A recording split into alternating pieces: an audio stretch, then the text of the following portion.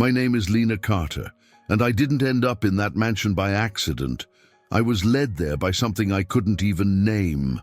You know when life pushes you into places you never meant to go, but once you're there, you realize it's exactly where you needed to be all along. That's what happened to me. I took the job because I needed money, and honestly, because I had nothing left to lose. I'd been through losses that shattered my world.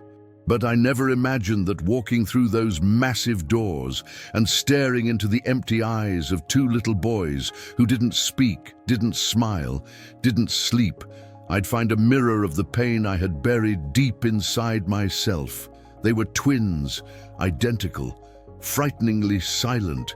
Since their mother died, no one had been able to reach them, not even their father, a millionaire hiding behind numbers and guilt. But there was something in their eyes, something begging for help. And somehow, without fully understanding why, I made myself a promise. I'm not leaving. I won't give up on them. This isn't just a story about traumatized children or a father broken by grief.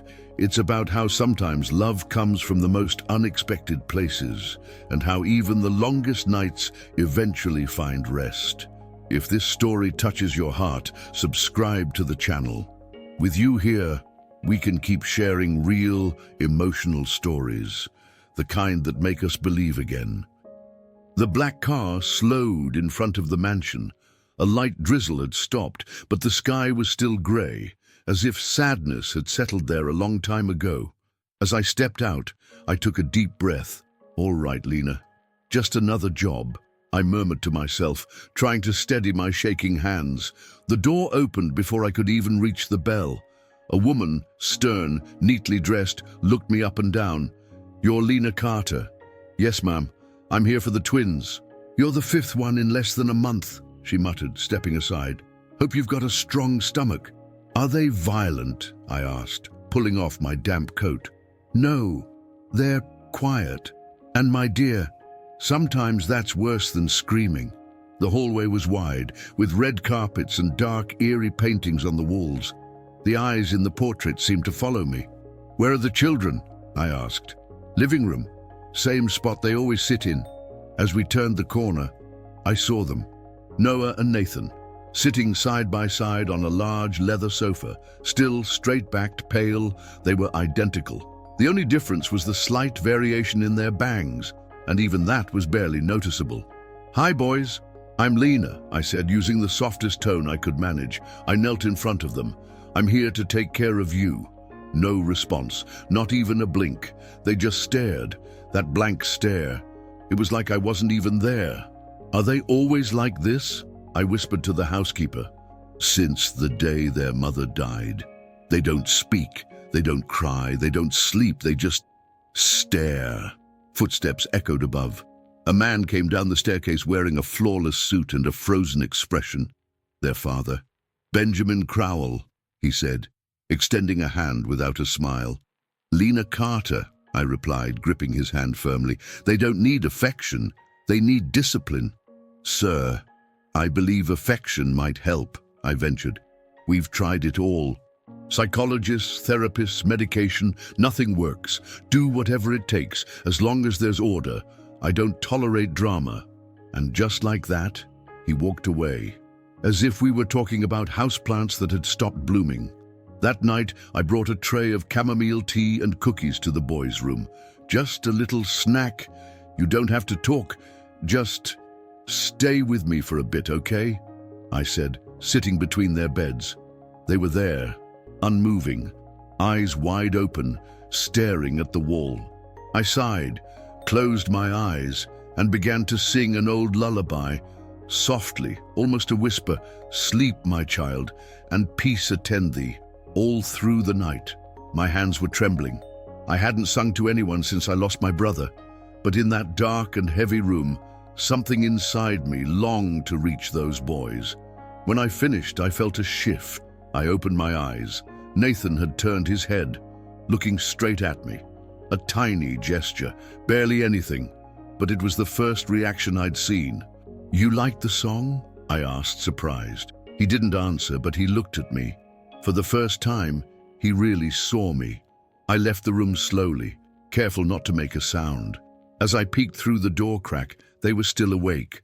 But now, their eyes were following me. And in that moment I realized they weren't empty. They were trying to speak with their eyes. The night was heavy. Wind whistled through the cracks in the mansion, making the tree branches tap against the windows like impatient fingers. The clock read 2:47 a.m. when a sound sliced through the silence, a muffled scream as if swallowed by the darkness. I jumped out of bed. "Noah! Nathan!" I ran down the cold marble hallway, the floor chilling my bare feet. Their bedroom door was slightly ajar. I pushed it open gently. Noah was standing on his bed, eyes wide, trembling. Nathan was still lying down, but his gaze was locked on his brother. "Noah, it's okay, sweetheart, just a dream," I said, approaching carefully. His breathing was erratic, fists clenched tight. He mumbled broken words. I leaned in, trying to make them out. "Mom fell stairs." My heart stopped. "What did you say?" I whispered. He didn't answer. He just sat down slowly, like he'd returned from somewhere far away. Nathan turned his head toward me but said nothing. The next morning, I waited for Benjamin in the library.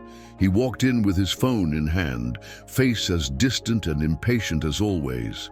"Mr. Crowell, I need to talk to you." "Make it quick, Lena. I've got a meeting in 15 minutes. Noah spoke last night. He said something about his mom falling down the stairs. He froze, just for a second. "That's not possible. They haven't spoken since the accident." "I heard him, sir. Clearly." He sounded terrified. Night terrors, nothing more. He turned to leave. "But maybe this means they're starting to open up." He spun around sharply. "Listen, Lena, I lost my wife. They lost their mother. Everyone in this house is broken, but I don't pay you to philosophize. Just look after them. That's it." I took a deep breath, holding back all the words I wanted to shout. Later, I went to the kitchen, where the housekeeper was washing dishes with her calloused hands. "Did you hear Noah spoke last night?" I asked. She paused, staring off. "Those boys carry more than grief, Lena. They carry fear." "Fear of what?" "That, dear, not even they know how to say." After lunch, I explored the house a bit more. I noticed an old door on the second floor, a red ribbon tied around the knob. "What's in there?" I asked. "That was Mrs. Crowell's room," the housekeeper replied, not meeting my eyes.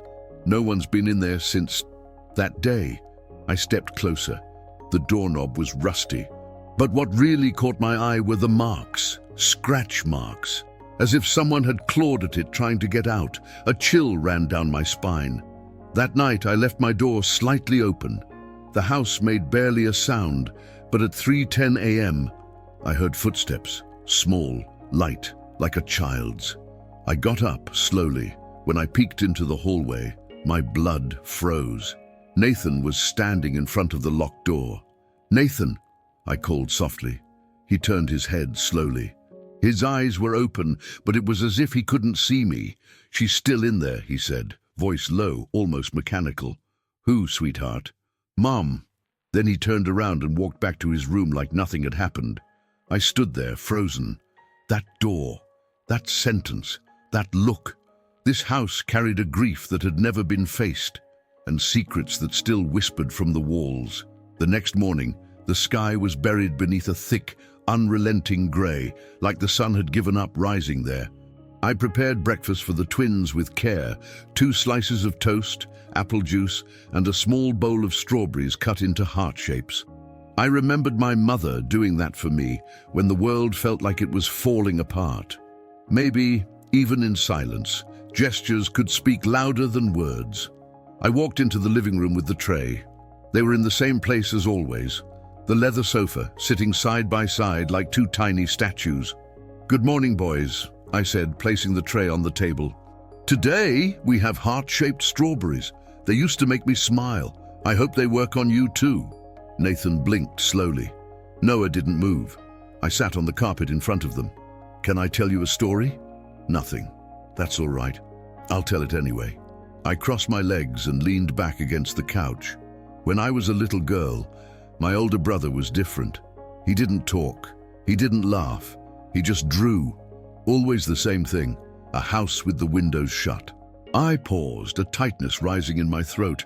One day, he gave me one of those drawings, and on the back he'd written, "The house is still sad, but now someone is listening outside." Silence. Then Nathan slid off the sofa and walked to the bookshelf. He picked out a worn little book and handed it to me without making eye contact. "You want me to read this?" I asked, surprised. He gave a small nod. I sat down with the book in my lap and opened to the first page. It was a simple story about a little bunny who got lost from his burrow and found a safe place where he could sleep again. As I read, I glanced over at Noah. His eyes were fixed on my hands. Each word seemed to melt a tiny piece of the wall around him. The bunny looked out the window and whispered, "Can I stay here?" I read in a soft voice. For the first time, Noah blinked faster, like something had stirred in him.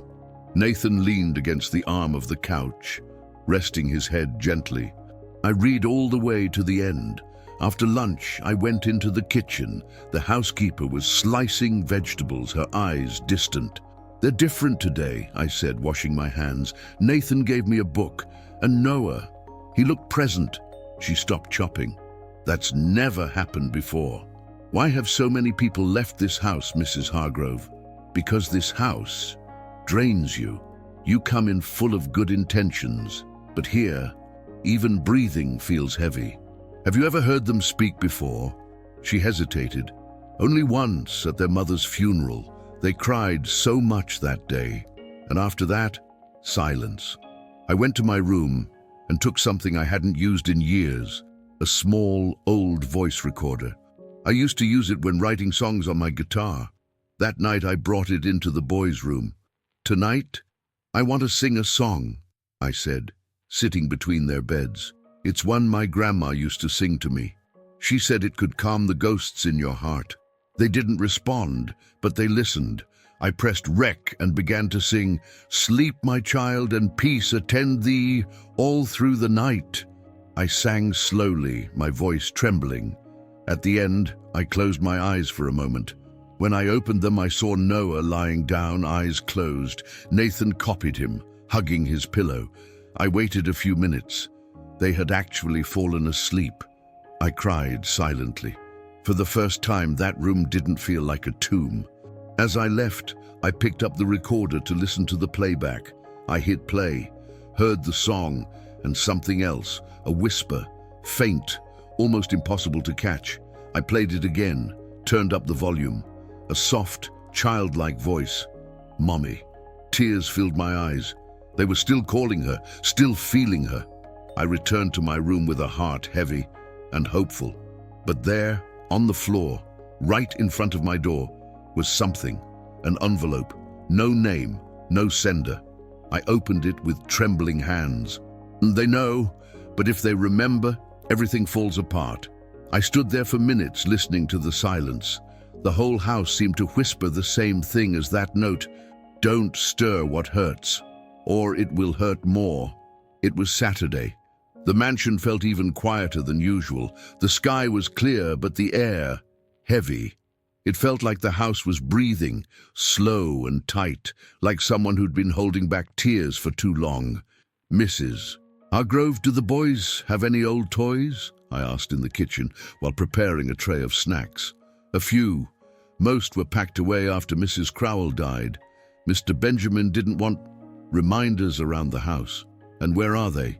"In the attic, but no one goes up there." While the twins napped, I took the opportunity to explore. I climbed the narrow stairs to the attic. The musty smell of dust and old wood hit me like a wave.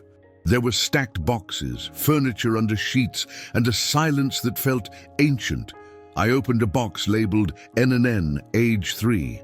Inside were childhood toys, little cars, blocks, stuffed animals, and a rag doll, worn out, missing one eye. I picked it up. It was soft, but something about it felt off. It carried a weight, something dark. "You've seen a lot, haven't you, little guy?" I whispered, setting it aside. Later, I brought the doll down and showed it to the boys during snack time. "Look who I found," I said, placing it in front of them. The reaction was instant. Noah went pale, eyes wide. Nathan stepped back. His juice glass fell and shattered on the floor. It's okay, I said, crouching to clean up. I didn't know. I wasn't trying to scare you. Nathan pointed at the doll, his finger trembling. His voice came out soft and strained. That was the last toy. The last toy with who, Nathan? I asked, kneeling in front of him. Mommy made it before. He didn't finish. He turned and ran to his room. I stayed there, holding the doll. Noah's eyes were still fixed on it, as if he was staring at a ghost. Later in the hallway, I ran into Benjamin. What are you doing with that? He asked the moment he saw the doll. I found it in the attic. Thought it might help the boys remember something good. He snatched the toy from my hands, gripping it hard. This doesn't help. It reopens wounds. Sir, they need to face the pain, not run from it. You don't know what they saw, he said, his voice shaky, or what I lost. Then tell me. Let me help. He took a long breath, but didn't answer. He just walked away, clutching the doll to his chest like it was a piece of the past. That night, I brewed some calming tea and sat on the floor between the boys' beds. I won't show you that toy again, I promise. But if one day you feel like talking about it, I'll be here. Always. Nathan was awake. He whispered, barely audible, it was Mommy's favorite. Noah turned his face toward me, eyes full of tears. She sewed at night, said it would protect us. And do you think it still protects you? I asked, my voice thick. No, Noah said firmly. It failed. It didn't protect her when she fell. I was speechless. The trauma was there, alive, raw, and starting to speak through their voices. I went to bed with a tight chest. On my way, I passed the office. The door was cracked open. Inside, Benjamin was sitting at the desk, looking at a photo. He didn't notice me, but I heard him whisper to himself, You should be here. I don't know what to do with them, Claire. I closed the door gently behind me. That family was in pieces, but maybe, just maybe, it could still be put back together from the inside. The days began to drag on with a new kind of silence. It wasn't the silence of denial anymore, but one filled with tension, like something about to break. The air in the mansion shifted every time the boys made progress.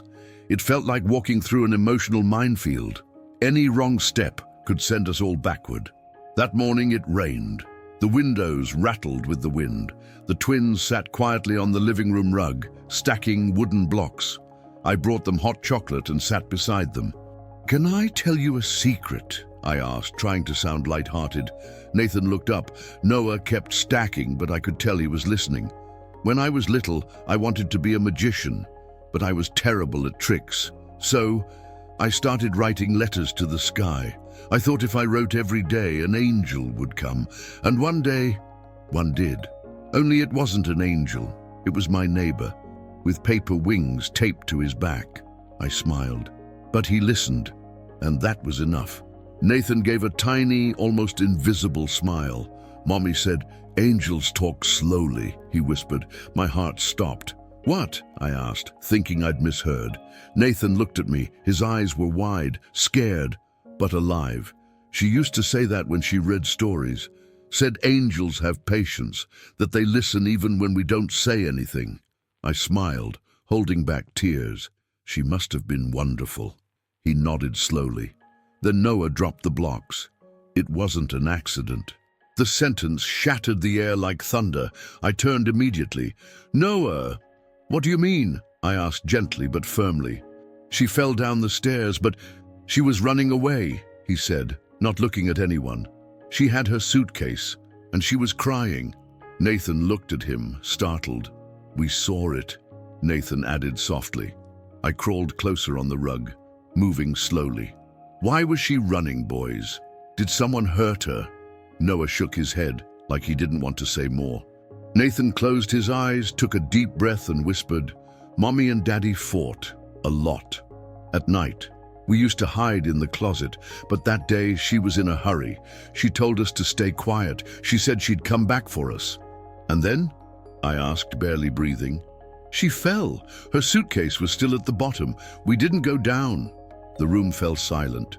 The clock said 10:23, but time had stopped. That night, while I was preparing dinner, Benjamin walked into the kitchen. Something in his eyes was different, more tired, more human. "Are they talking to you?" he asked, voice low. "They're starting to, slowly. Did they mention Claire?" I hesitated. "A little. About the day she fell." He lowered his eyes. I thought it was my fault, Lena, that my coldness, my distance, made her give up. But Claire was full of doubts, and I never knew how to hold space for them. "Did you love her?" I asked. It took him a while to answer. "More than anything. But sometimes love isn't enough." Dinner was quiet. The boys ate calmly. It was the first meal without tension in the air. Before bedtime, I sat between their beds and picked up the recorder. "Want to sing with me tonight?" Nathan shook his head. Noah too. But just as I pressed rec, I heard a whisper from Nathan's bed. "Can I sing alone?" I smiled. "Of course," he began softly. A simple melody, a child's voice, trembling. "Mommy said, night is good, because angels stand guard." I closed my eyes. Tears rolled silently down my face. For the first time, the voice of trauma had become music. But when I went to my room to sleep, I found a new envelope under the door. This time, no note, just a photo. Claire, smiling, holding both boys in her lap, and in the blurry background, a man in a suit, his face scratched out. My heart raced. It wasn't Benjamin, it was someone else. That photo haunted me all night. I kept putting it away, only for it to feel like it crept back out. Every time I closed my eyes, I saw the scratched-out face, his shadow behind Claire's smile, and one question burned inside me. Who was that man? At breakfast, Benjamin was different, softer, more present. He helped set the table and even touched Nathan's shoulder in a subtle, almost tender gesture. "Did you sleep well?" he asked, sitting down. Nathan nodded. Noah glanced at me and murmured, "The music helped." Benjamin raised his eyebrows, surprised. "You sang." "He sang," I said. "A lullaby his mother used to sing. Claire always sang to them before bed." Benjamin said more to himself than to us. "Maybe that's why they haven't been able to sleep since." After breakfast, I took the boys outside to the garden. They didn't run or shout, but they walked together, side by side, quietly observing flowers and birds. Noah stopped near a small oak tree and pointed. Mom used to sit there. She had a notebook. She would draw, write. "What kind of things did she write?" I asked. "Letters," Nathan replied. "She said they were letters no one should read. Only her."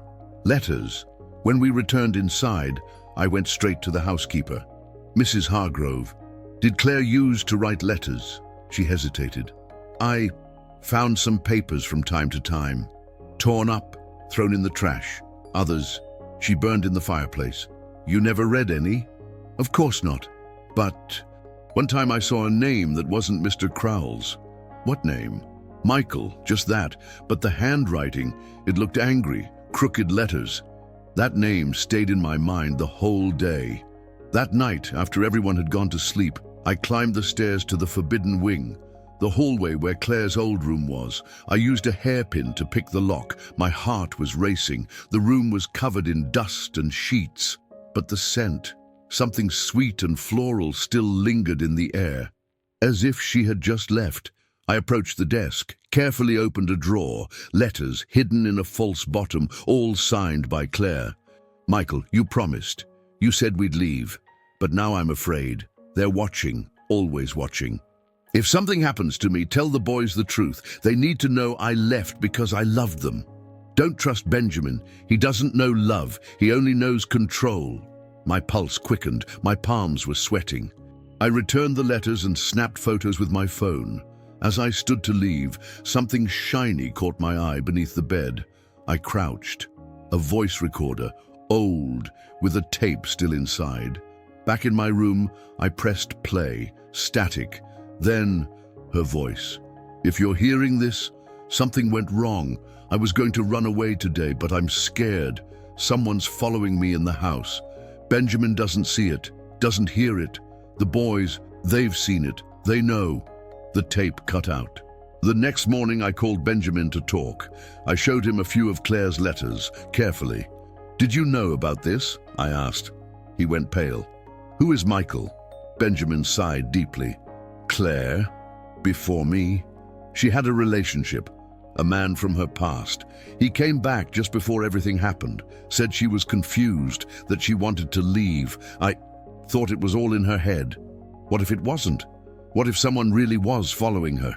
Benjamin rubbed his face, defeated.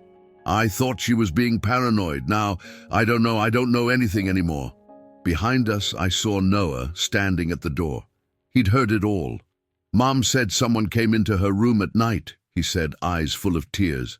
"Even with the door locked." Nathan appeared next, holding the old doll. "This doll, it came back. It was in the attic, Lena. You put it there, remember?" My blood went cold. "Yes, I left it sealed in a box." "It came back by itself," Nathan said, voice trembling. "It's trying to warn us. Someone's still here." That night I didn't sleep. The whole house felt like it was breathing again, like Claire was still trying to speak, and for the first time I wanted to listen. The house was quieter than usual, and that kind of silence was never good. It was the kind that whispered through the walls, the kind that came just before the truth. After breakfast, I went to the housekeeper. "Mrs. Hargrove, have you ever heard of a man named Michael?" She went pale. Her hand dropped the teacup into the sink with a sharp clink. "Where did you hear that name?" "From Claire's letters. She wrote to him, spoke of fear, of running away." Claire, she looked different in those last months, scared. One day she was crying in the garden, the next she wandered the halls like a ghost. And no one did anything? How do you help someone when silence is the rule in this house? I knew I couldn't wait any longer. That night, I returned to the forbidden wing with a flashlight and a new recorder. Claire's room looked the same, but I felt something was different. I began searching the closet. Behind old clothes, I found a small wooden door built into the wall, a hidden passage. I pried it open with a screwdriver. Behind it was a narrow staircase that led downward. Each step creaked under my weight. The air smelled of mildew and time. At the bottom, a room, not like the rest of the mansion. It looked like a cell. There was a bed with faded sheets, a broken chair, and a cracked mirror. Lying on the bed was a photo album. I opened it. Photos of Claire, pregnant, then holding the newborn twins, but in a sequence. She appeared beside another man, smiling, his hand on her belly. Michael. I flipped back through the pages. The last ones had been torn, his face ripped out of some. Behind one photo, in shaky handwriting, a phrase, "If he finds out, everything ends." I ran back upstairs, heart pounding. Outside, the wind was picking up, like a warning. In the living room, Benjamin sat reading. "You lied to me," I said, storming in. "What are you talking about?" "Michael is the boy's biological father, isn't he?"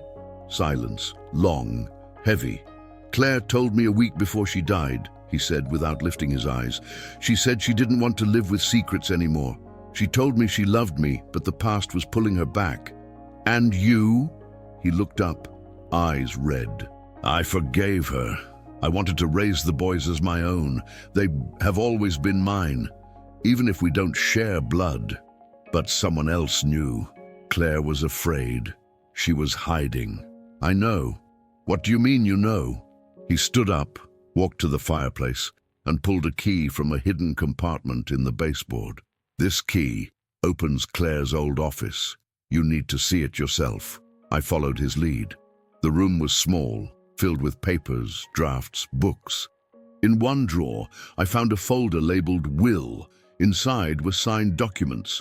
Claire had left everything to the twins and requested custody be given to a man named Michael Reed in case of her death.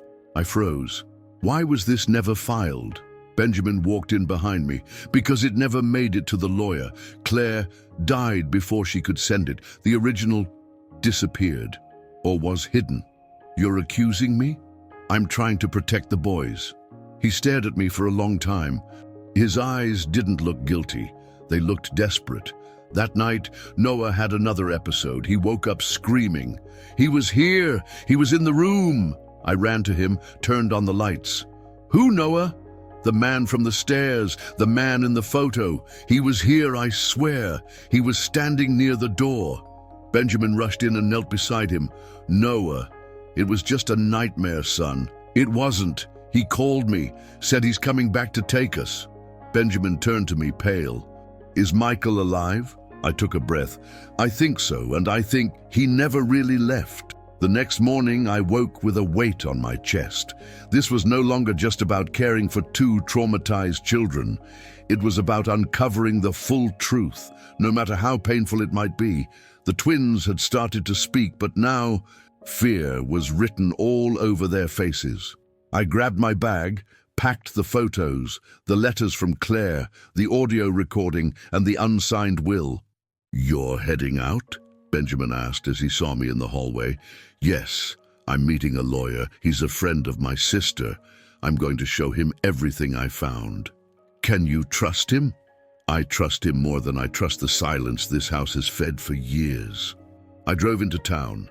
The lawyer's office was modest, with large windows and heavy curtains.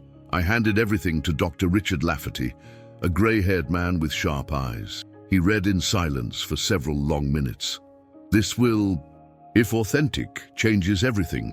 The twins are not Benjamin's biological sons. Combined with Claire's letters and the audio, we could open a legal case.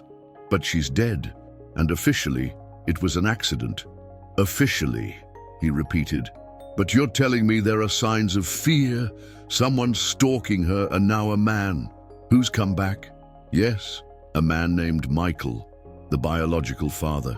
Claire wanted to run away with the boys, and now the boys are saying he showed up. Dr. Lafferty looked at me carefully. Lena, this could go far. A custody battle, inheritance, maybe worse. I just want to protect the children. He nodded. I'll authenticate the will. Can you get samples of Claire's handwriting? Yes. There are notes, old cards, even a diary. Perfect. Send everything.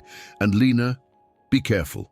If this man really is around the mansion, he may know you're investigating. I returned to the house, my head spinning. I found Nathan sitting on the porch, holding the old doll. He said he was coming to get us. Who, Nathan? The man from the stairs. He talked in my dream. Said he's our real dad, that he wants us with him. My stomach turned. And do you want to go with him? He looked me straight in the eyes for several long seconds. I don't know, but he seemed sad. Inside, I found Benjamin with his head down at the piano.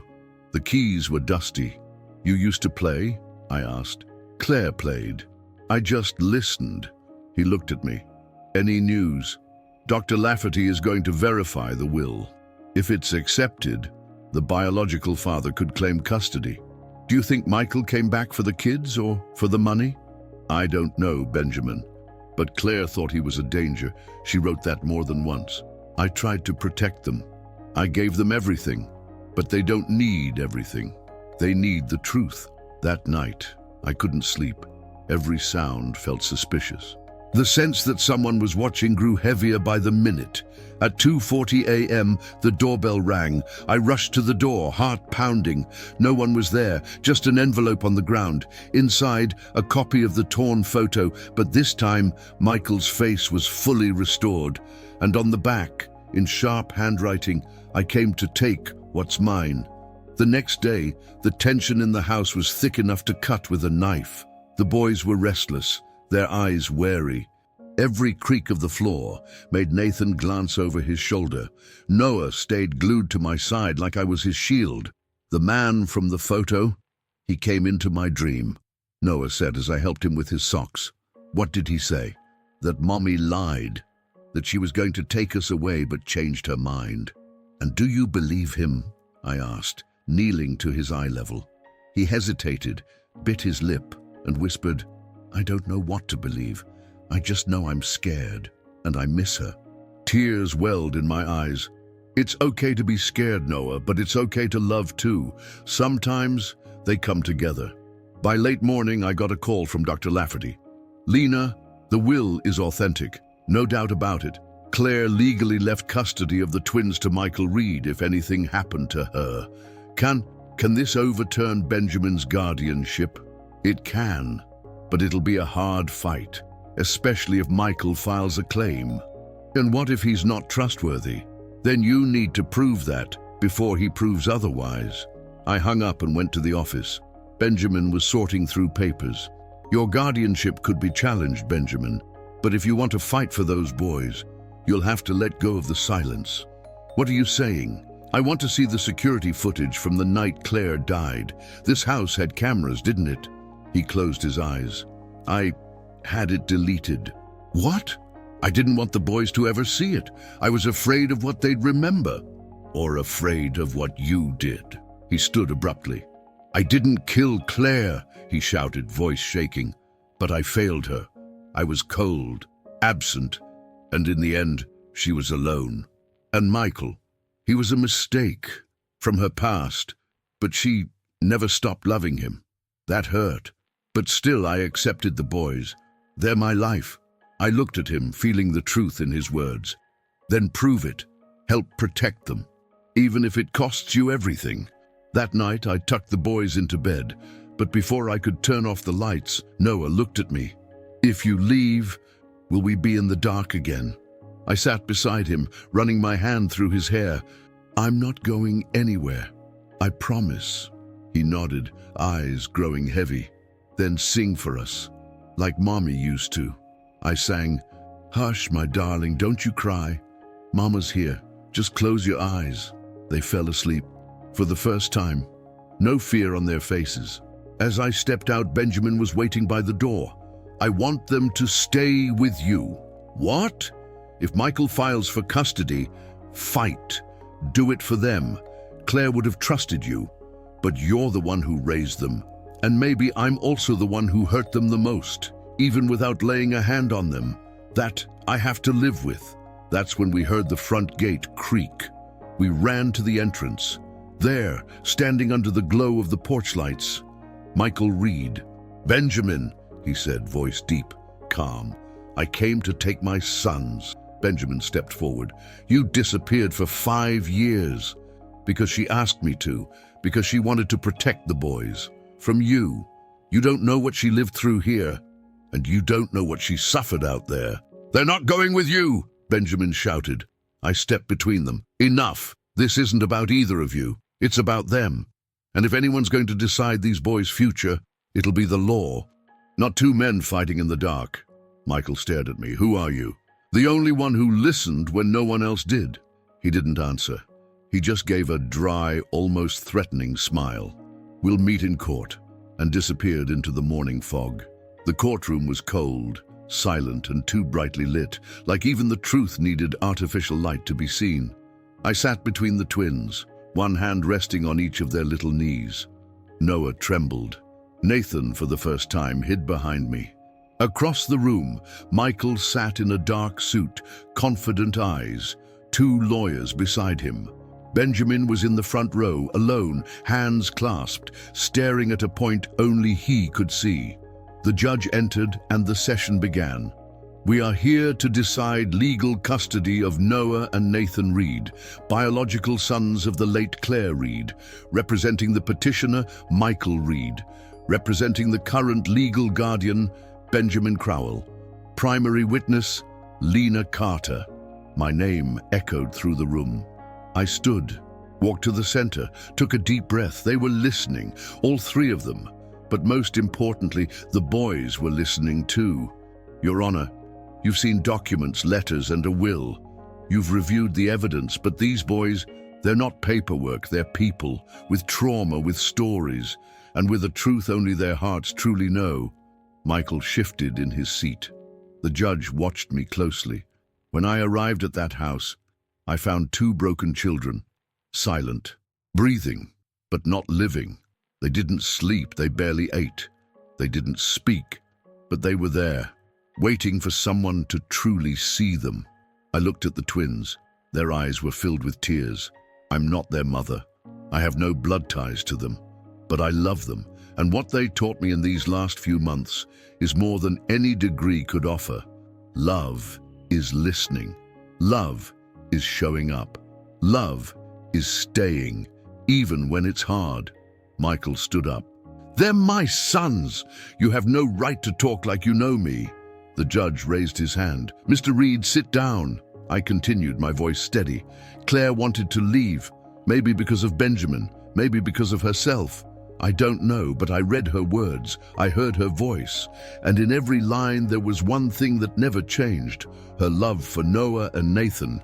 She wanted peace for them, not wealth, peace. The judge asked for silence. The lawyers gave their final arguments, and in the end, the decision was postponed for 48 hours. We returned home. That night, the boys were quiet. As I turned off the bedroom lights, Noah called out to me, Lena, if we have to leave, will you come with us? I sat on his bed, trying not to cry. I don't know what's going to happen, but wherever you are, my love goes with you, always. Nathan crawled closer. If Mommy were here, she'd ask you to stay with us. The next day, a letter arrived from the court. Temporary custody granted to Lena Carter. Investigation extended. Michael Reed prohibited from contact until psychological and criminal evaluations are complete. Benjamin hugged me at the doorway. It was the first time he cried in front of me. They have you now, and I can finally breathe. Months passed. The mansion was sold. We moved into a simple house. Porch, garden, soft curtains. Noah learned to cook. Nathan started drawing again. And I learned what it means to be called Mom without ever having given birth. One Sunday morning, the boys brought me a wrapped box. Open it, they said in unison. Inside, a necklace, a simple heart pendant, and a handwritten note. For our real mom, the one who heard us even in silence. Tears filled my eyes. In that moment, I understood. I didn't save them. They saved me. You know, when I first arrived at that house, I thought it was just another job. A way to pay the bills, maybe distract myself from my own past. But what I found there was something no one could have ever predicted, not even in 1,000 lifetimes. 2 boys, 2 small mirrors reflecting the pain we try so hard to hide. And a man lost in grief, trying to be strong so he wouldn't fall apart, all of them trapped by memory, guilt, and silence. But I learned that silence speaks too, and when we're brave enough to listen, it shows us the way. Today, my house has no luxury, no private security, no marble staircases, but it has laughter, it has mess, it has voices, it has stories being built, gently, honestly. And most of all, it has the kind of love that woke everything that had fallen asleep. If this story touched your heart, make sure to subscribe to the channel. It's with your presence that we can keep sharing real, emotional stories, stories with soul. And tell me in the comments, what moment in this story moved you the most? I'll be there, reading every word, because now we listen differently.